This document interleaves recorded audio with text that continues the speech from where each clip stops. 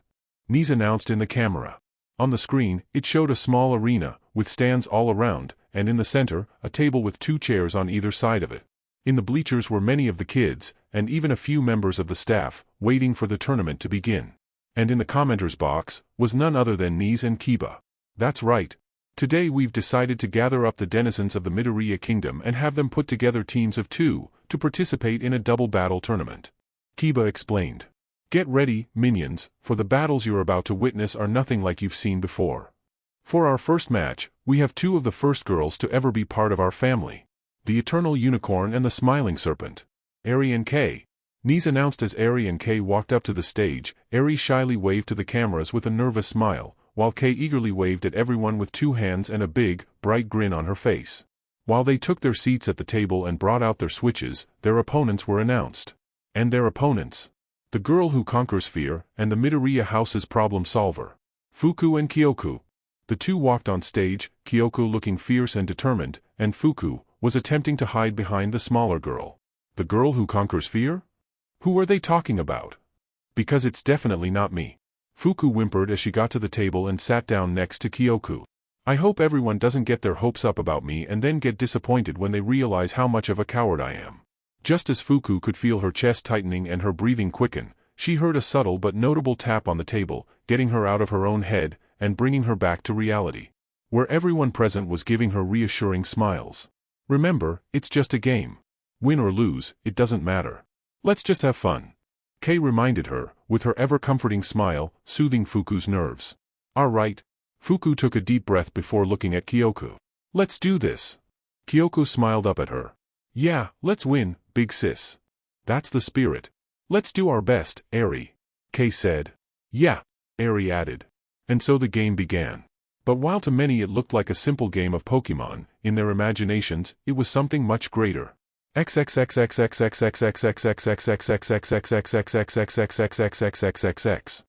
Dashi! Eri shouted as she threw out her Pokeball, releasing her Pokemon onto the field, a Galarian Rapidash. Dash! Dashi the Rapidash cried as it stamped its hooves, showing its eagerness to battle. Come on out, Ka! Kay threw out her own Pokemon on the field, an Arbok. Bok! Ka the Arbok hissed, slamming its tail against the ground, as his mouth split into a grin. Let's go for the win, Metagross! Kyoku threw out her Metagross and it hit the ground with a loud thud. Gross! It roared. Let's do our best, Kuma! Fuku finally threw out her own Pokemon, Kuma, the Beware. Where? She cheered as she hit the field. Let the battle begin. Kiba shouted. Ka, use Glare on Metagross. Kay ordered. Ah! Kuma takes the attack for them. Fuku shouted. Ka stared at Metagross, and just as their eyes glowed, Kuma leaped in front of Metagross. The bear's body glowed yellow, and bits of static electricity started crackling off of Kuma's body, signifying it was now afflicted with paralysis. B. Dashi use Mega Horn. Eri commanded. Dashi rushed toward Kuma, galloping toward the bear, aiming its now glowing green horn right at its chest. Counter with Facade! Fuku screamed. As Dashi came in close, Kuma swung her arm straight into Dashi's horn, making the unicorn fly back. Oh, it looks like Fuku's using the paralysis to her advantage. Could that have been part of her plan all along? Knees asked. As they were preoccupied with that, Kay ordered her Pokemon. Coil! Arbok! Ka curled up, and its body glowed blue. Its attack, defense, and even accuracy increasing. Hit that snake with a Zen headbutt. Kyoku ordered. Gross! Metagross moved out from behind Kuma and charged at Arbok, the X on his face glowing purple, radiating psychic power. Slither under him, then use Crunch. Kay countered. Bok! Arbok sprung forward, and as Metagross came charging at him, the snake Pokemon got as low to the ground as they could and slithered underneath them, getting behind Metagross before turning around, and biting onto Metagross's leg. Gross! Metagross cried out in pain, as Arbok's fangs sank into its metal body. How the table has turned. Ka turned the tables, and used the power of darkness to land a super effective blow. Kiba announced. What will Kyoku do now? Fly up into the sky, then come back down and hit them with Giga Impact. Kyoku ordered. Gross. Metagross folded its legs into its body and flew up into the air with its psychic powers, taking Ka along with them, before spinning around, and plummeting toward the ground, slamming Ka into the battlefield hard. Arbok. The Pokémon cried as they took an atrocious amount of damage, not helped by the fact that Metagross was still on top of them. Dashi. Please get them off of Ka with high horsepower, then heal them with Heal Pulse. Eri commanded. Stop them with Facade. Fuku countered. B. Kuma tried to rush over to stop Rapidash from reaching their ally, but suddenly, they froze. Their body succumbing to full paralysis keeping them from moving a muscle. Dashi reached Metagross with no issue, and with the four-legged Pokémon stuck recharging after Giga Impact, it was helpless to do anything, as Rapidash went up on its hind legs, its front legs glowing brown, and then slamming into Metagross, sending them flying off of Arbok. Then, as soon as Dashi got back on all fours, she looked down at Ka, and sent down healing waves from their horn, fixing up most of the damage Ka had taken. Ka. The Arbok gave a pleased hiss and an appreciative smile toward their partner. Things aren't looking good for Team Fuku and Kyoku. Metagross is tanky, but taking super effect hits is nothing to scoff at. Nis said. And while being paralyzed powers up Kuma's Facade, it also leaves them slow and unreliable. Kiba pointed out. And with Dashi's ability to heal, it's really looking like Team Eri and Kei are set to win this bout.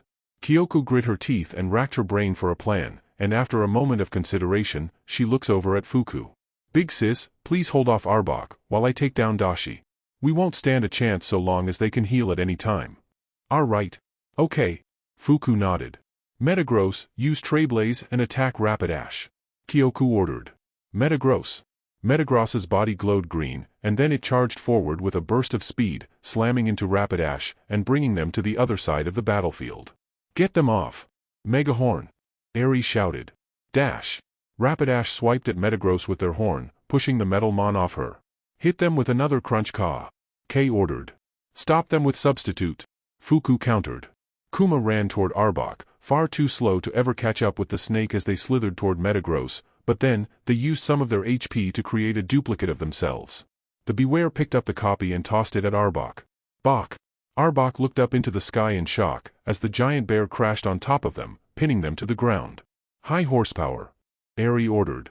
Dashi raised its front hooves up, ready to smash them into Metagross for super effective damage once again, but Kyoku had other plans.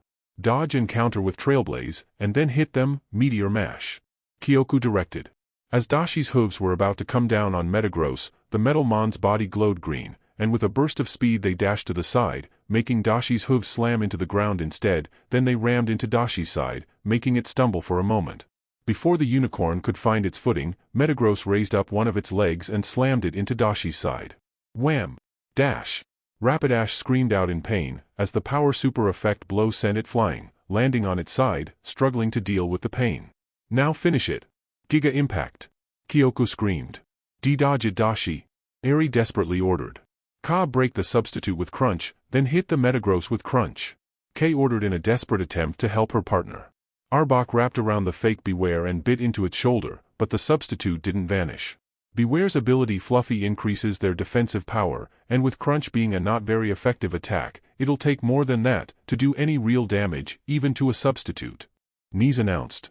Meanwhile, Metagross charged at Rapidash like a train. Rapidash was too busy recoiling from that last attack and was powerless as Metagross slammed into them, full force.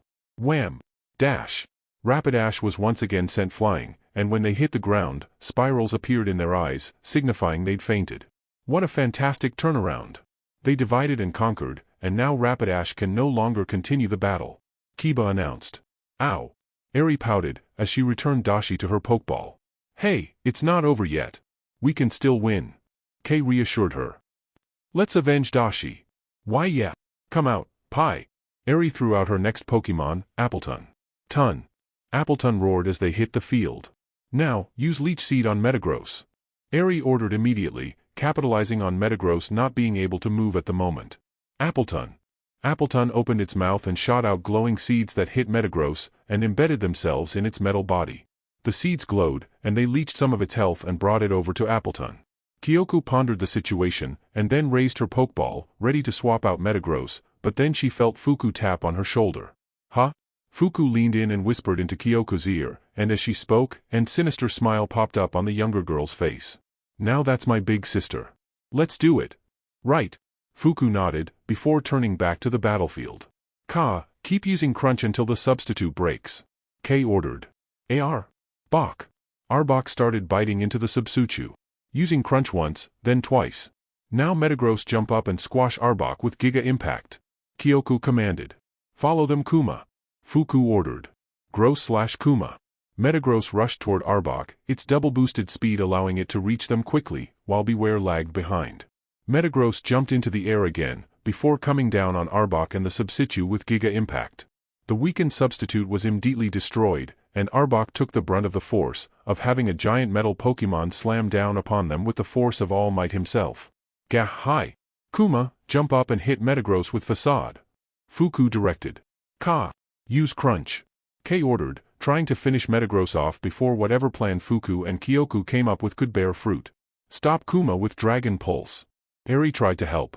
Arbok opened its maw, its fangs turning black and getting ready to sink into the Psychic Steel-type Pokemon, while Appleton opened its mouth, and quickly charged up a beam of Draconic energy to hit Beware in the back. Bok! Arbok slammed and sunk its jaw into Metagross, dealing yet another super-effective attack on the metal beats. Gross! Metagross hissed in pain, it managed to endure it, but they were on their last legs. As Beware finally got close to Metagross, Appleton fired a laser shaped like a dragon at its back. Substitute. Fuku countered. As Kuma ran forward, it gave up more of its HP, creating another fake Beware behind them, that took the hit for them, allowing Beware to reach their destination unimpeded. Kuma leaped into the air, and cocked their arm back, their fist glowing with the normal type power of Facade, and then, they slammed their fist down onto the top of Metagross's head. Where? Boom! Metagross's body was slammed deep into the dirt, squishing Arbok even further, and creating a giant cloud of dirt that had risen up from the force of the impact. What a daring combo! Using Metagross as a nail and Beware as a hammer, created a devastating two-pronged assault. Kiba shouted. But will it be enough to take down the snake? And how will Metagross fare after taking so many attacks? As Kiba commented, the cloud of dirt started to fade, until the two Pokemon were finally revealed, both unconscious in the crater Beware had created. It's a double knockout. Nee shouted. With this, it's now 3-on-2. Beware hasn't taken any real hits, but using substitute twice has halved their health. Can Team Eri and K make a comeback? Or will Team Fuku and Kyoko steamroll their way to victory? You did great, Ka. K praised her Pokemon, as she returned Ka to their Pokeball. Thanks for everything. Kyoko did the same. After returning their fainted Pokemon, they both sent out their new Pokemon at the same time. Go Vivi / let's finish this Hatterene. K threw out a Seviper, and Kyoko tossed out a Hatterene. Kyoko surveilled the battlefield, quickly coming up with her own idea, beckoning Fuku to lean down and listen to her, and then whispering her plan into her ear. Okay. Let's do it. Fuku nodded. Hatterene, use Psychic and bring Vivi over to the fake Kuma, and move to the fake Kuma at the same time. Kyoko commanded. Fake Kuma, grab the Seviper and hold them tight. Fuku added. And Kuma start running to the substitute. Beware. The substitute Beware opened its arms as if waiting for a hug, while the other. Renee. Hatterene's eyes glowed as she started running toward the substitute, and Seviper was lifted into the air, and thrown at the fake Beware, who then locked them in their embrace. Hit it with Apple Acid. Eri once again tried to help. Appleton. Appletoon spat a glob of acidic apple juice that slammed into the substitute, only barely managed not to break it. Just as planned. Fuku now. Kyoko shouted.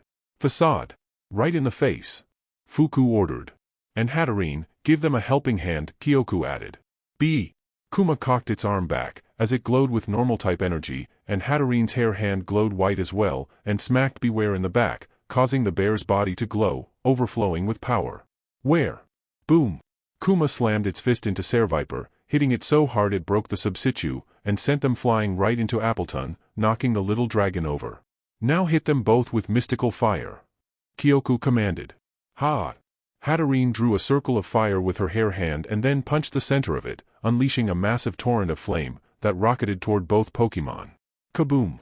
The move hit, creating a big explosion and an eruption of steam that blocked both of Mons from sight. Yet another impressive tactic. Can this tag team not be beat? Is there any way for Eri and Kay to make a comeback after taking such devastating attacks? Nis asked. The steam started to clear, revealing a banged-up and burned Appleton, and an even more banged-up Viper, a hair's breadth away from fainting. Recover. Eri felt bad that she couldn't do anything for her far more injured teammate, but at the very least, she could help by not fainting. Appleton's body glowed white, and most of its wounds vanished in an instant. Vivi used snarl on Hattern. Kay commanded, a little desperate to have her beloved snake do anything at all. Plus if she could lower Hattern's special attack it would at least help Eri after Viper inevitably fainted. Viper! Viper screamed, unleashing a blast of dark sound at Hattern. Hide behind Kuma. Kyoku ordered. Hattern quickly ducked behind Kuma, who took the attack instead, taking very little damage, and having its useless special attack lowered. Psychic. Kyoku followed up. Renee. Hattern ducked her head out from behind her bare shield, and her eyes glowed. Vivi was engulfed by psychic power and raised high into the air, before being slammed back to the ground. ATEA! Vivi let out one final cry, before collapsing on the ground, knocked clean out. Viper is unable to battle, leaving Eri and Appleton alone to fight their opponents by herself. Things are looking bleak for the first girl in the family. Nis said. Sorry Eri. Kay apologized as she recalled her fainted Pokemon. Should I forfeit? Eri asked her partner, looking extremely disheartened. Kay gasped. Eri. We're Midoriyas. We never give up. Remember. Pokemon love to fight. So even if it seems hopeless, there's no shame in trying. Up until the end. Okay. Eri, her fighting spirit invigorated once more, set her mind back on the battle. Appleton. Apple acid on Kuma. Hattern, use psychic to block it. Kyoku ordered. Hatterine's eyes glowed, and a chunk of the dirt rose out of the earth, and the apple acid hit that instead, making that chunk explode into pieces. Now use pain split on Kuma. Kyoku continued. Renee. Hatterine flinched, as they felt a wave of pain flood their body, while Beware was healed a good amount. Substitute. Fuku ordered. Beware, now with more HP, created yet another substitute in front of them. Now charge. Kyoku and Fuku shouted. All three of them charge, with the substitute in front, Kuma behind it, and Hatterine right behind her.